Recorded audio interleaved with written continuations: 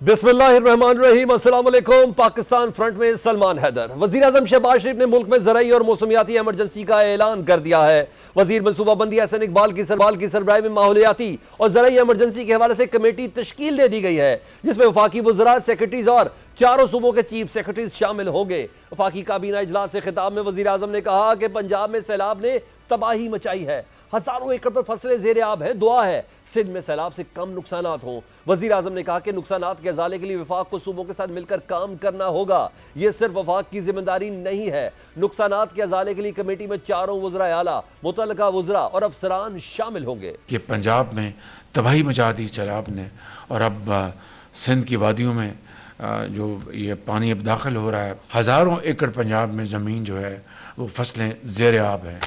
अब सिंध में जाना है और खुदा करे कि सिंध में इसके नुकसानात कम हो। जहाँ पर वफाक जो भी हमारे लायक हैं हम अपना हिस्सा डाल रहे हैं और डालेंगे इंशाअल्लाह, लेकिन उसमें सूबों को भी इसमें अपना कंट्रीब्यूट करना है। तो ये मिलकर ही हम इस नुकसान का अज़ाला कर सकते हैं। इससे जो नुकसानात, जो इंसानी जानें जो अल्लाह को प्यारी हो गई, ज़ख्मी हुए, और अब जो इक़्तिसादी नुकसानात जो हैं, उस हवाले से एक कमेटी कॉन्स्टिट्यूट हम कर रहे हैं, जिसमें मुतल्लिका वज़रा और मुतल्लिका सेक्रेटरीज होंगे और सूबों के चारों चीफ सेक्रेटरीज होंगे, ताकि इसके ऊपर फिलफौर काम शुरू किया जा सके। डीजी पीडीएमए पंजाब इरफान अली काठिया ने सैलाब के हवाले से जनूबी पंजाब की सूरत हाल को चैलेंजिंग करार दे दिया। जलालपुर पीरवाला की सूरत हाल इंतहाई खराब है, जिसे रावी, चनाब और सतलुज का पानी मुतासर कर रहा है। मुल्तान पर भी खतरा अभी टला नहीं। शेर शाह और अकबर बंद पर शदीद दबाव है। रेलवे ट्रैक भी बंद कर दिया गया है। अगले 3 दिन अहम करार दिए जा रहे हैं। मुजफ्फरगढ़, लियाकतपुर और रहीम यार खान की सूरत हाल तशवीशनाक हो गई है। दरियाए चनाब में हेड पजरत पर सैलाबी सूरत हाल बरकरार है, जहां से 4,75,000 क्यूसिक का रेला गुजर रहा है। ऐसे में वज़ीर आला पंजाब मरियम नवाज ने मुल्तान और जलालपुर पीरवाला का फ़ज़ाई जायजा लिया और सैलाब मुतासरा इलाकों का मुशाहिदा किया। मरियम नवाज जलालपुर पीरवाला में मुतासरीन के लिए कायम कैंप में भी गई, जहां उन्होंने मुतासरीन से कैंप में सहूलतों और मुश्किलात के हवाले से भी दरियाफ्त किया। मरियम नवाज ने कहा, नुकसानात का मुकम्मल अज़ाला किया जाएगा। पानी उतरने तक मुतासरीन को घरों में वापस नहीं भेजेंगे। मेरी पूरी कोशिश ये होगी कि जो जो आपका नुकसान हुआ हम पूरा करें। मैंने कश्तियाँ भी यहाँ पर भेजी हैं। इनको कह रही हूँ कि खाना भी सबको मिले, दवाइयाँ भी सबको मिले। इन सबको मैंने कहा है कि जब तक पानी नहीं उतर जाता घर नहीं जाना। पंजाब में बिफरे दरिया कहर ढा रहे हैं, तो कराची पर बरसते बादलों ने अर्बन फ्लडिंग की सूरत हाल पैदा कर दी है। शदीद बारिशों के बाद थड्डो डैम ओवरफ्लो कर गया। लट, मलीर और लियारी की नदियां दरियाओं में तब्दील हो गई है, जिससे पानी अतराफ की आबादियों में दाखिल हो गया है। जामगोड मलीर के मकाम पर शाहराह भुट्टो सैलाबी पानी में बह गई है। गिडाब की कोनकर नदी में डूबने वालों में 7 में से 2 अफराद की लाशें निकाल ली गई हैं। वज़ीर आला सिंध मुराद अली शाह ने कराची के मुख्तलिफ इलाकों का दौरा किया। मीडिया से गुफ्तगू में वज़ीर आला ने कहा, अफसोस होता है उन लोगों पर जो बिला वजह तनकीद करते हैं। तनकीद लिसानी बुनियाद पर बिल्कुल नहीं होनी चाहिए। कोशिशें करेंगे अपनी कोताहियों से सबक सीखें। मैंने कहा एक दूसरे पे बेजा तनकीद करने के बजाय कंस्ट्रक्टिव क्रिटिसिज्म भले करें। खास तौर पे एथनिक लेवल पे अगर क्रिटिसिज्म हो इस वक्त तो बहुत ही नामुनासिब है। हम सब साथ मिलके कोशिश करेंगे कि उन कोताहियों से मजीद सबक हासिल करें। पंजाब के बाद सैलाब तेजी से सिंध की जानिब बढ़ रहा है। अगले 24 से 48 घंटों में गुड्डू बैराज पर पानी का बड़ा रेला पहुंचने का इम्कान है। कंट्रोल रूम के मुताबिक गुड्डू बैराज में पानी की आमद 5,02,844 क्यूसिक और इखराज 4,92,443 क्यूसिक रिकॉर्ड किया गया है। पंजाब की सूरत हाल देखते हुए सिंध हुकूमत ने तैयारियां कर ली। अब देखना होगा कि सिंध हुकूमत की हिकमत अमली किस हद तक कामयाब रहती है। वज़ारत मनसूबाबंदी कमीशन ने सैलाब के बायस मुल्क में होने वाले नुकसानात से मुतल्लिक इब्तदाई रिपोर्ट जारी कर दी है, जिसके मुताबिक मुल्क भर में सैलाब से 9,166 घरों को नुकसान पहुंचा। 672 किलोमीटर सड़कें टूट गईं, 239 पुल टूट फूट का शिकार हुए और 6200 लाइव स्टॉक का नुकसान हुआ। रिपोर्ट के मुताबिक मुल्क में मजमूई तौर पर सैलाब से 863 अमवात और 1147 अफराद जख्मी हुए। प्लानिंग कमीशन मुआशी नुकसानात का जायजा लेने के लिए 2 हफ्तों में हतमी नताइज तैयार करेगा। दूसरी जानिब पाकिस्तान में रेस्क्यू एंड रिलीफ ऑपरेशन के लिए अहम संग-ए-मील अबूल कर लिया गया है। पंजाब हुकूमत ने सैलाब मुतासरीन के लिए एयरलिफ्ट ड्रोन हासिल कर लिया है। जदीद एयरलिफ्ट ड्रोन 200 किलोग्राम वजनी शख्स को महफूज मकाम तक मुंतकिल करने की सलाहियत रखता है। सेक्रेटरी दाखिला पंजाब का कहना है कि पाकिस्तान में अपनी तर्ज की पहली एमरजेंसी एयरलिफ्ट ड्रोन सर्विस है। सैलाब में फंसे अफराद की रेस्क्यू के लिए एयरलिफ्ट ड्रोन मुल्तान भिजवाए जा रहे हैं, जबकि सिविल डिफेंस के लिए 10 मजीद एयरलिफ्ट ड्रोन खरीदने का फैसला भी किया गया है। मुतासर इलाकों में कुछ मफाद परस्तों ने रिलीफ की आड़ पे तबाहाल मुतासरीन को दोनों हाथों से लूटना शुरू कर दिया है। जलालपुर पीरवाला में प्राइवेट किश्तियों के मालकान ने एक चक्कर का रेट 40,000 से 1 लाख रुपए तक कर दिया है। इंतहाई ख़राब सूरत हाल की वजह से सैलाब मुतासरीन जान बचाने के लिए पैसे देने पर मजबूर हैं। मुतासरीन का कहना है कि हम डूबे पड़े हैं, हम पर मजीद जुल्म किया जा रहा है। एक मुतासर शख्स ने तो यहाँ तक कहा किश्ती वाले से तकरार करते हुए कि हम पर जुल्म ना करो, जिस पर किश्ती वाले ने मुतासर शख्स को जवाब दिया कि मैं पेट्रोल के पैसे ले रहा हूँ। जलालपुर पीरवाला अहमदपुर शर्किया और लियाकतपुर से बड़ी तादाद में शिकायत सामने आने के बाद वज़ीर आला मरियम नवाज ने एक्शन ले लिया। वज़ीर आला पंजाब ने मुतासर इलाकों में प्राइवेट किश्ती माफिया की किश्तियाँ कब्जे में लेने का हुक्म दे दिया है। बहावलपुर में इंतजामिया का मुतासिर सैलाब से ज़ायद रकम लेने की शिकायत पर किश्ती माफिया के खिलाफ फौरी एक्शन। डिप्टी कमिश्नर ने निजी किश्तियां तहवील में लेकर सरकारी रेस्क्यू ऑपरेशन का हिस्सा बनाने की हिदायत कर दी है। सैलाब से मुतासर इलाकों से खवातीन और बच्चों के मसाइल के हवाले से शिकायत भी सामने आई हैं। एक अमूमी शिकायत है कि हुकूमत हो या इमदादी तंजीमें वो खाने पीने के सामान पर फोकस कर रही हैं, लेकिन छोटे बच्चों के खाने पीने की चीज़ों पर इस तरह से तवज्जो नहीं दी जा रही। इसके अलावा बच्चों के लिए पैम्पर्स और दवाओं के ना मिलने के भी शिकवे सुनने को मिलते हैं। हुकूमत और इमदादी तंजीमों को इस पर फोकस करने की ज़रूरत है। बच्चों की ग़िज़ाई ज़रूरियात के हवाले से फौरी तौर पर पंजाब में स्कूल मील प्रोग्राम का रुख सैलाब से मुतासर इलाकों की जानिब मोड़ने की ज़रूरत है। स्कूल मील प्रोग्राम के फूड बॉक्स सैलाब से मुतासर बच्चों की ज़रूरत के हिसाब से तैयार किए जाने चाहिए। पंजाब के बजट में स्कूल मील प्रोग्राम के लिए 10 अरब रुपये मुख्तस हैं। 25 अगस्त को स्कूल मील प्रोग्राम के हवाले से इजलास में से डेरा गाजी खान, लिया, राजनपुर, मियांवाली, मुजफ्फरगढ़, बक्खर, बहावलनगर और रहीम यार खान में भी शुरू करने का फैसला हुआ था। इनमें से बहावलनगर, मुजफ्फरगढ़, राजनपुर, डीजी खान और रहीम यार खान के अजला सैलाब से बुरी तरह मुतासर हुए। अगर स्कूल मील प्रोग्राम का रुख सैलाब से मुतासर बच्चों की जानिब मोड़ दिया जाए तो पहले से मौजूद वसाइल से एक बहुत बड़े चैलेंज पर काबू पाया जा सकता है। इमदादी तंजीमें भी स्कूल मील प्रोग्राम को फॉलो कर सकती हैं। खवातीन के मसाइल के हवाले से दवाओं और दूसरी अशिया के ना मिलने की भी शिकायत है, जिसका इजहार सबके सामने वो नहीं कर सकती। वज़ीर आला पंजाब खुद भी एक खातून है, इसलिए वो यकीनन इसे समझ सकती है। हुकूमती इदारों और इमदादी तंजीमों को इस पर फोकस करने की भी ज़रूरत है। बेहतर होगा कि इस मकसद के लिए इमदादी टीमों में खवातीन रज़ाकारों को भी शामिल किया जाए ताकि मुतासर खवातीन को इनके साथ अपने मसाइल डिस्कस कर सकें। सैलाब से मुतासर इलाकों में एक मसला जल्दी इमराज और डेंगू का भी सर उठा रहा है। हुकूमत और इमदादी तंजीमों को इस हवाले से एक खसूसी मेडिकल किट बनाने की ज़रूरत है, जिसे हर इलाके की सूरत हाल और ज़रूरत के मुताबिक तैयार किया जाए। पंजाब में क्लिनिक ऑन व्हील्स बहुत सी जगहों पर अच्छा काम कर रहे हैं, लेकिन इनके लिए भी सैलाब से मुतासर इलाकों में ज़्यादा अंदर तक जाना मुमकिन नहीं है। तिब्बी माहिरीन के मुताबिक मेडिकल किट बॉक्स इसका बेहतरीन हल है, लेकिन इन प्रोजेक्ट्स पर चेक एंड बैलेंस का होना भी ज़रूरी है ताकि कोई भी इसका गलत इस्तेमाल ना कर सके। इस पर बात करने के लिए हमें ज्वाइन किया है बिलाल अकबर साहब, सूबाई वज़ीर ट्रांसपोर्ट पंजाब है और इस वक्त ऑन ग्राउंड काम भी कर रहे हैं। बिलाल साहब, सैलाब से मुतासर इलाकों की बहाली का इस वक्त आप लोग काम कर रहे हैं। रोज़मर्रा की जो ज़िंदगी है उसको मामूल पर लाने के लिए फॉर इंस्टेंस कौन कौन से चैलेंजेस का सामना है इस वक्त?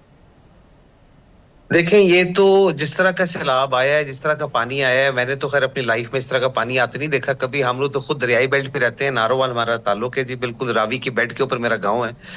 लेकिन जिस तरह अभी पानी आया है वो यकीन करें कि जो लोग वहां पर 88 का फ्लड भी देख चुके हैं, 2014 का भी देख चुके हैं, वो कहते हैं कि जी इतना पानी कभी आते हो किसने देखा नहीं है। और मैं यहाँ पे जरूर कहना चाहूंगा आपकी शो की साथ से कि ये इंडिया की तरफ से एक हमारे साथ ये इन्होंने आबी टेररिज्म किया है, क्योंकि ये इस तरह होता नहीं है कि आप पानी इकट्ठा करते जाएं और उसके बाद इकट्ठा करके आप छोड़ दें। आप साथ साथ पानी रिलीज भी करते हैं और साथ साथ इतला भी करते हैं। तो खैर उनकी सोची समझी स्कीम थी, अब बड़ी तबाही आई हुई है। मेरे पास ड्यूटी थी जी हाफजाबाद की और साथ मंडी बहाउद्दीन की। हाफजाबाद की बैड लक ये हुई कि हाफजाबाद में पहले एक दफा क्लाउड बर्स्ट हुआ, लोगों का फसलों का नुकसान हो गया। उन्होंने फिर कोशिश करके दोबारा से मूंजी की फसल लगाई, चावल लगाए। उसके बाद दोबारा सैलाब आ गया। अभी वो सैलाब का पानी उतरना शुरू हुआ था उनके 2-4 इलाकों से। पिंडी भटियां तो बिल्कुल अभी अंडर वाटर है। तो पीछे से चनाब के अंदर 5 लाख करेला दोबारा आ गया, तो वो दोबारा अंडर वाटर हो गया। अब वहां पर तकरीबन हजारों के हिसाब से लोग ऐसे हैं जो कि कैंपों के अंदर मौजूद हैं।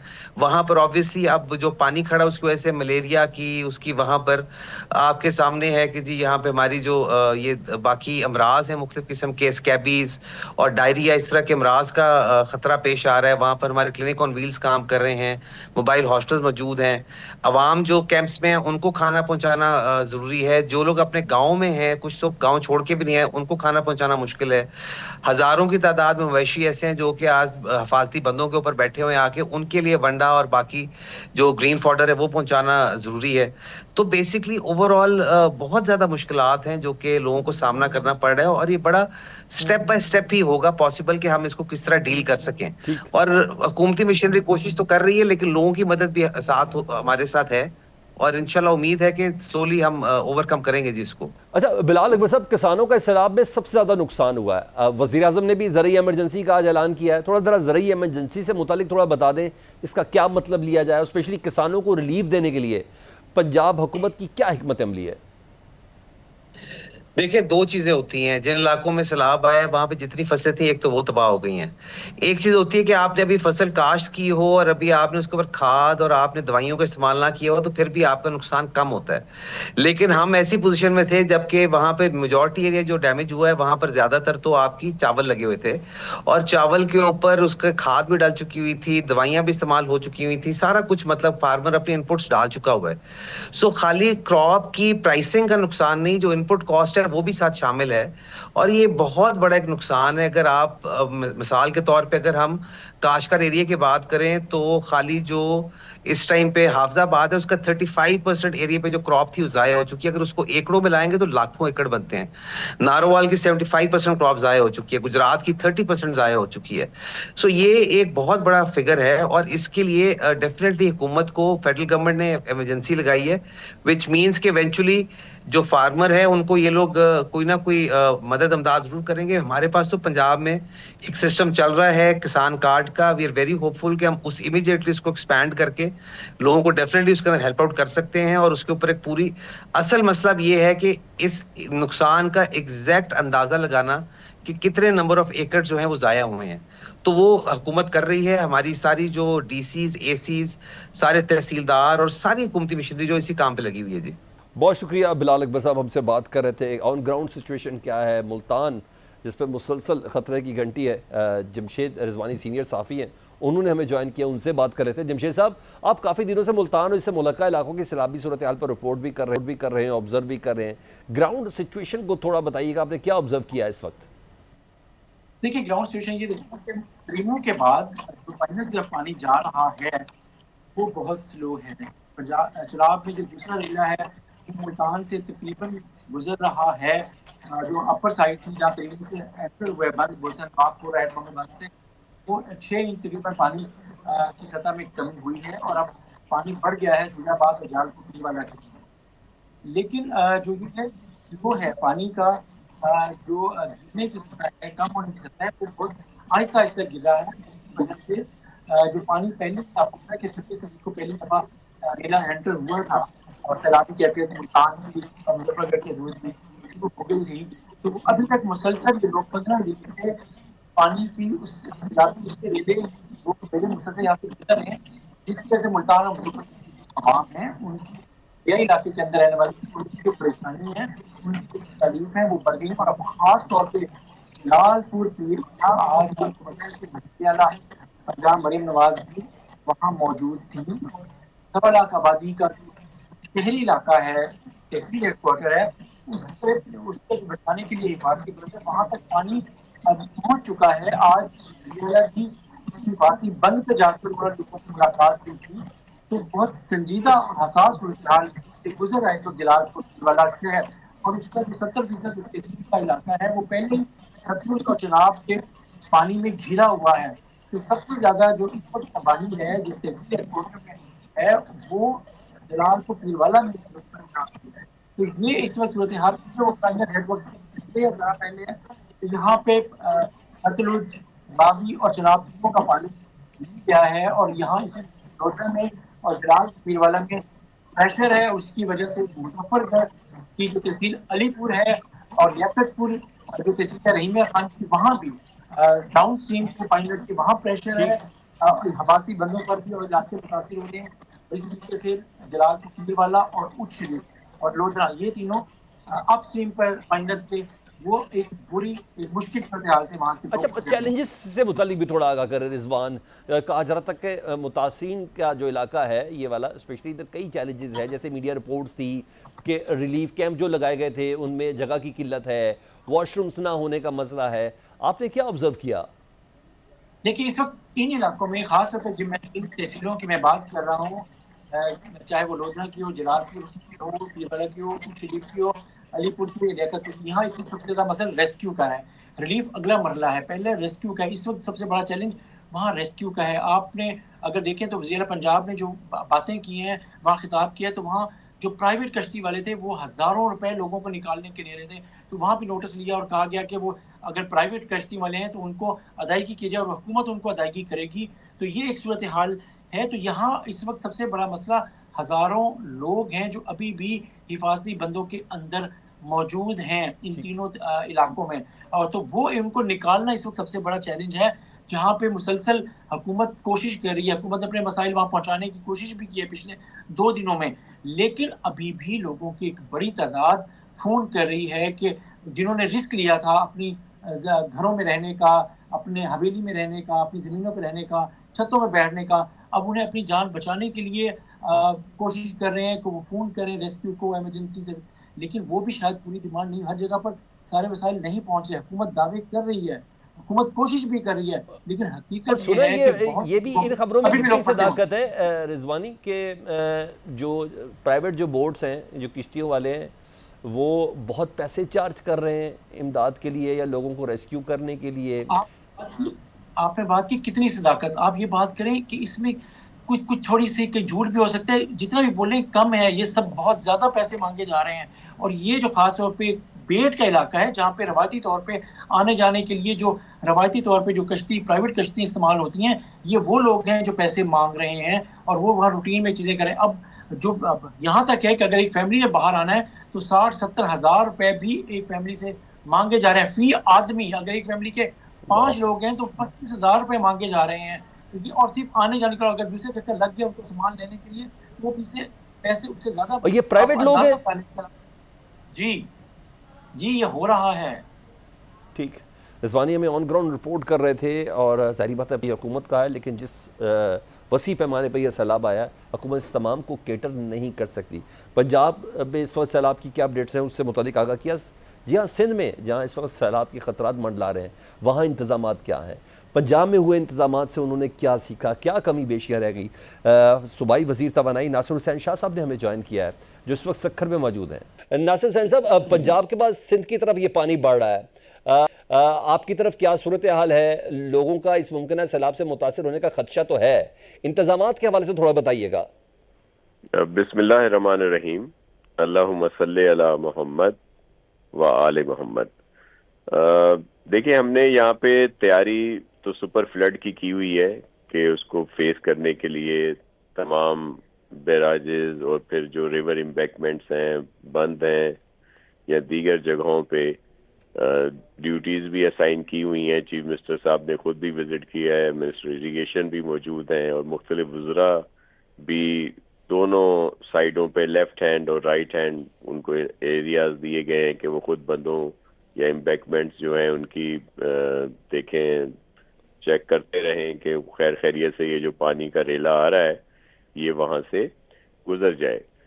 تو ہم اس وقت جو ایکسپیکٹ کر رہے ہیں یا جو فگرز ہیں، ہمارے اریگیشن منسٹر صاحب پنجنت بھی خود گئے تھے، وہاں بھی دیکھ کے آئے، تو ہمارے پاس آج کی ڈیٹ میں تو 5 لاکھ کے قریب گڈو بیراج سے جو دریائی یہ پانی ہے، جو پانی کا ریلا ہے، وہ گزر رہے ہیں، اور ایکسپیکٹ کر رہے ہیں ہم کہ زیادہ سے زیادہ جو آج کل کی صورتحال ہے، خدا نخواستہ کوئی غیر معمولی بارشیں ہو جاتی ہیں یا انڈیا اور زیادہ پانی وہاں سے چھوڑ دیتا ہے، تو ہم جو میکسیمم ایکسپیکٹ کر رہے ہیں وہ 7 لاکھ کے قریب، اس میں ہم بہت کمفرٹیبل ہیں۔ ایون ہم 10 لاکھ تک بھی کمفرٹیبل زون میں ہیں کہ ان کو ہم پانی کو یہاں سے گزار سکیں گے، گڈو سے بھی، پھر سکھر سے بھی، پھر کوٹڑی بیراج سے بھی۔ تو ہماری تیاری پوری ہیں، انتظامیہ نے ریلیف کیمپ بھی قائم کیے ہوئے ہیں، جو مال مویشی ہیں ان کی ویکسینیشن بھی ہے، جاری ہے، اور ان کو کوشش کی جا رہی ہے کہ محفوظ مقامات پر جو کچے کے لوگ ہمارے بھائی بہن وہاں پہ رہتے ہیں ان کو وہاں پہ پہنچائیں، اور اس میں کوئی 4-4.5 لاکھ کے قریب لوگ وہاں سے نقل مکانی کر بھی چکے ہیں۔ ٹھیک ہے، اچھا شاہ صاحب، ہماری نا دیگر منسٹر سے بھی گفتگو ہو رہی ہے جس میں سندھ کی قیادت بھی شامل ہے، ان کا یہ کہنا ہے کہ ہم نے بہت سے دیہاتوں کو سندھ میں خالی بھی کروا لیا ہے۔ پنجاب میں ہم نے دیکھا ہے کہ مختلف کیمپس ہیں لیکن شکایتیں مسلسل آ رہی ہیں، شاید امپیکٹ ادھر ایک دم اتنا زیادہ تھا کہ سنبھلتے بھی تھوڑا وقت لگے گا، جگہ بھی کم ہے پنجاب میں اور دیگر مسائل بھی ہیں، یہ سب ہے۔ سندھ میں کیا صورتحال ہے؟ جی دیکھیں، پنجاب میں واقعی بہت سیریس سچویشن ہے اور وہاں پہ ہمارے بھائی بہن بہت پریشانی کا شکار ہیں، لیکن جس طرح وہاں پہ پانی آیا اور وہ ظاہر ہے کوئی بھی گورنمنٹ ہو اس کو کیٹر نہیں کر سکتی۔ پنجاب گورنمنٹ اپنا بہت اچھا کام کر رہی ہے، وہ سپورٹ کر رہے ہیں، لیکن ظاہر ہے لوگوں کی پریشانی زیادہ ہے، وہ ایکسپیکٹ زیادہ کرتے ہیں، کوشش کی جاتی ہے لیکن کچھ نہ کچھ کمی پیشی رہ جاتی ہے، لیکن وہاں پہ چیف منسٹر صاحبہ اور ان کی پوری ٹیم بہت کام کر رہی ہے۔ ہمارے ہاں اس وقت تک کیمپس پہ بہت کم تعداد لوگوں کی آئی ہے، نہ ہونے کے برابر، کیونکہ لوگ ان کے عزیز و رشتہ دار ہیں اور ظاہر ہے کیمپس میں اس طرح سے رہنا کو لوگ اتنی زیادہ ترجیح نہیں دیتے، اور اس وقت تک بہت سارے لوگ ابھی بھی کچے کے ایریا میں ہیں، کیونکہ وہاں پہ ان لوگوں کو اندازہ ہوتا ہے کہ 5 لاکھ 6 لاکھ یا 7 لاکھ تک جو ہے وہ کچھ لوگ نکلتے ہیں، باقی وہیں رہتے ہیں کہ وہ جی وہاں ان کے علاقے نہیں ڈوبتے، کیونکہ یہ بہت سالوں سے وہاں پہ رہتے ہیں لوگ، تو ان کو اس بات کا اندازہ ہوتا ہے۔ لیکن ہم نے اپنی طرف سے پوری تیاری کی ہوئی ہے، کیمپ آئیڈینٹیفائی کیے ہوئے ہیں اور ان کو انتظامات کشتیوں کا اور ہماری جو ریسکیو کی ٹیمیں ہیں، ہیلتھ کی ٹیمیں ہیں یا یہ لائیو اسٹاک کی ٹیمیں ہیں، وہ سب آن بورڈ ہیں، وہ اپنا کام بھی کر رہی ہیں۔ بہت شکریہ ناصر حسین شاہ صاحب، اس وقت سندھ کی صورتحال سے متعلق اور کی گئی تیاریوں سے متعلق آگاہ کر رہے تھے۔ ان کا یہ کہنا تھا ایکسپیکٹ کر رہا ہے کہ 7 لاکھ کیوسک پانی آئے گا، لیکن اگر 10 لاکھ کیوسک پانی بھی آئے تو سندھ اور اس کی انتظامیہ کم از کم تیار ہے۔ پاکستان فرنٹ اس بریک کے بعد۔ سیلاب کی تباہ کاریاں اپنی جگہ، لیکن معاشی محاذ سے اچھی خبریں بھی آ رہی ہیں۔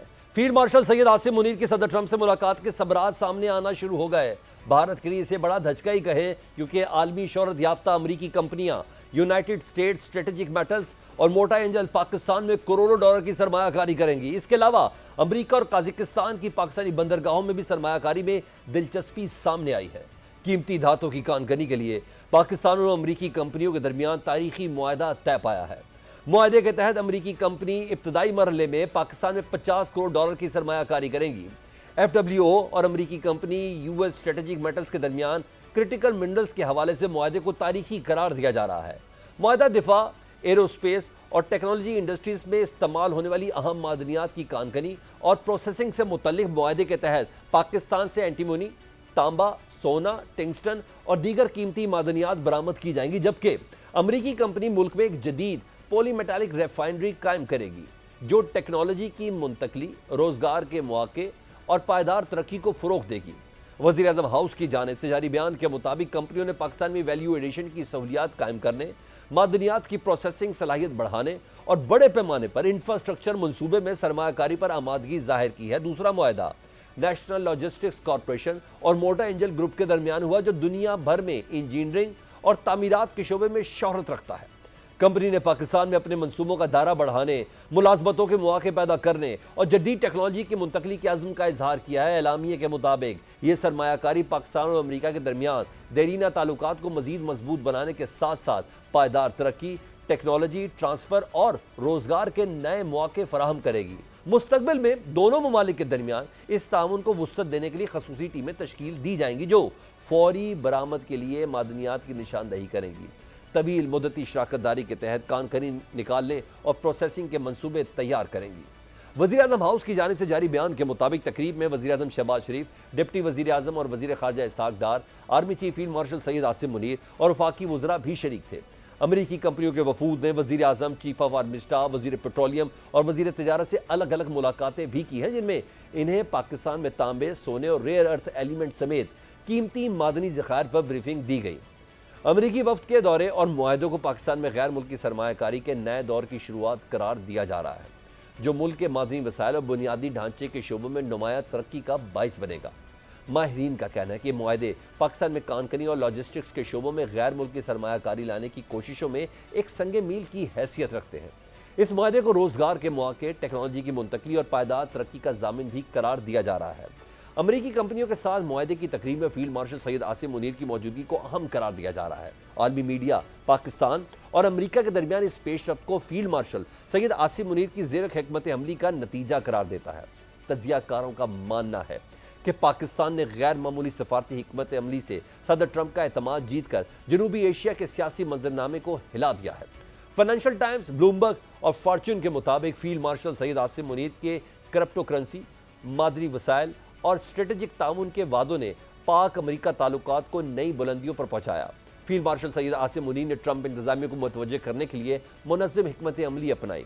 فائنینشل ٹائمز کے مطابق وائٹ ہاؤس سے براہ راست رابطوں اور ٹرمپ کے قریبی کاروباری حلقوں سے تعلقات نے پاکستان کو واشنگٹن کی ترجیحات میں سر فہرست لا کھڑا کیا ہے۔ اپریل 2025 میں ٹرمپ کی حمایت یافتہ ورلڈ لبرٹی فائنینشل اور پاکستانی کرپٹو کونسل کے معاہدے کو نئے منظرنامے میں ٹرننگ پوائنٹ قرار دیا جا رہا ہے۔ اس موقع پر امریکی ایلچی کے بیٹے زیچ وٹکوف نے پاکستان کی کھربوں ڈالر کی معدنی دولت کو ٹوکنائزیشن کے لیے پرکشش قرار دیا تھا۔ ماہرین کے مطابق آنے والے دنوں میں معاشی محاذ سے مزید خوشخبریاں بھی ملیں گی۔ جلد پاکستان اور امریکہ کے درمیان تیل کی تلاش کے حوالے سے اہم معاہدے کی امید ہے۔ ماہرین کا کہنا ہے کہ سفارتی اور معاشی ٹیموں کا تال میل اس طرح قائم رہا تو وہ وقت دور نہیں جب پاکستان یہ سنگ میل عبور کر لے گا۔ وفاقی کابینہ اجلاس سے خطاب میں وزیر اعظم نے کہا کہ مائن اینڈ منرل کے حوالے سے امریکی کمپنیوں کے ساتھ MOU سائن کیے ہیں۔ بلوچستان، چترال اور گلگت بلتستان میں خزانے دفن ہیں۔ ہمیں امریکہ کے ساتھ اچھے تعلقات بنانے ہیں۔ چین کے ساتھ اسٹریٹجک تعلقات میں بہتری لانی ہے۔ الحمدللہ ہم نے امریکہ کی کمپنیوں کے ساتھ MOU سائن کیے ہیں جو مائنز اینڈ منرلز کے حوالے سے وہ انویسٹمنٹس لے کے آئیں گے، اور خاص طور پر ان ایریاز میں جیمز اینڈ سٹونز میں جہاں پر خزانے مدفن ہیں، GB میں، چترال میں اور بلوچستان میں، تو وہ اپنی ماڈرن ٹیکنالوجی لے کے آئیں گے، انویسٹمنٹ لے کے آئیں گے۔ اس کے لیے بھی ہمیں امریکہ کے ساتھ اپنے تعلقات کے بڑھانے میں ہم دن رات کام کر رہے ہیں، دن رات محنت ہو رہی ہے۔ ہمیں امریکہ کے ساتھ بھی اچھے تعلقات ہم نے بنانے ہیں، اور چین کے ساتھ ہماری جو اسٹریٹجک پارٹنرشپ ہے اس کو بھی اس میں بڑھوتی لے کے آنی ہے، اس کو طاقتور کرنا ہے۔ پاکستان کی بندرگاہیں خطے میں تجارتی سرگرمیوں کے لیے تیزی سے اہمیت اختیار کر رہی ہیں۔ حال ہی میں اس عالمی رینکنگ بہتر ہو کر 405 کنٹینرز بندرگاہوں میں سے 61ویں نمبر پر آ گئی ہے۔ اس نے کامیابی سے ملک کے سب سے بڑے 400 میٹر لمبے جہاز کو ہینڈل کیا ہے۔ میڈیا رپورٹس کے مطابق امریکہ اور قازقستان دونوں نے سرمایہ کاری اور علاقائی روابط کو بڑھانے میں گہری دلچسپی ظاہر کی ہے۔ قدرتی وسائل سے فائدہ اٹھانے کے لیے حالیہ معاہدے کے بعد منگل کے روز ایک امریکی وفد نے وزارت بحری امور کا دورہ کیا۔ حکام کی جانب سے امریکی وفد کو بتایا گیا کہ کراچی پورٹ پاکستان کی 54% تجارت کو سنبھالتا ہے، جس کی سالانہ گنجائش 12 کروڑ 50 لاکھ ٹن ہے۔ بندرگاہ کے انفراسٹرکچر میں 3 نجی کنٹینر ٹرمینلز، بلک اور لیکوڈ کارگو سہولتیں اور ڈرائی کارگو برتھ شامل ہیں۔ گفتگو میں خاص طور پر پورٹ قاسم میں سرمایہ کاری کے موقع پر بات ہوئی، جس میں بلک، بریک بلک، کنٹینرائزڈ کارگو ہینڈلنگ اور آف ڈاک ٹرمینلز شامل ہیں۔ دوسری جانب قازقستان کی پاکستان کی بندرگاہوں میں دلچسپی بھی سامنے آئی ہے۔ قازقستان کے وزیر ٹرانسپورٹ نورلان سواران بایوف کی قیادت میں ایک وفد نے وزارت بحری امور میں پاکستانی حکام سے ملاقات کی۔ وفد نے سمندری تعاون کو بڑھانے اور وسطی ایشیا کو بحیرہ عرب سے جوڑنے والے کثیر الجہتی ٹرانسپورٹ کوریڈورز کے فروغ پر بات چیت کی۔ پاکستان کی بندرگاہیں، جن میں کراچی، پورٹ قاسم اور گوادر شامل ہیں، وسطی ایشیائی تجارت کے لیے اہم سہولتکار سمجھی جاتی ہیں۔ دوسری جانب پاکستان نیوی نے چین کی مدد سے سمندر کی تہہ میں گیس کے وسیع ذخائر تلاش کر لیے ہیں۔ پاکستان نیوی کے ریٹائرڈ ریئر ایڈمرل فواد امین بیگ کا کہنا ہے کہ پاکستان کے پاس بلو اکانومی کا خزانہ ہے۔ ہمارا سمندر نہ صرف معدنیات سے بھرا ہوا ہے بلکہ دیگر سمندری وسائل سے بھی مالا مال ہے۔ ضرورت اس بات کی ہے کہ ہم سرمایہ کاروں کو لائیں جن کے پیسے اور ٹیکنالوجی کو استعمال کر کے اس خزانے سے فائدہ اٹھایا جا سکے۔ ریئر ایڈمرل فواد امین بیگ نے کہا کہ ہم جب بھی ترقی کی طرف قدم بڑھاتے ہیں، دشمن 5th جنریشن وار سے سرمایہ کاروں کو بھگا دیتا ہے۔ SIFC، ملٹری اور سیاسی لیڈرشپ کے اشتراک سے اب ایسی دفاعی حکمت عملی بنی جس سے پاکستان مضبوط معیشت کی طرف بڑھے گا۔ ماہرین مانتے ہیں کہ اگر اس دریافت پر تیزی سے عمل درآمد کیا گیا تو پاکستان گیس کی درآمد پر انحصار کم کرتے ہوئے مقامی ضروریات پوری کرنے کی طرف بڑھ سکتا ہے۔ جس سے اربوں ڈالر سالانہ کی بچت ممکن ہو سکے گی۔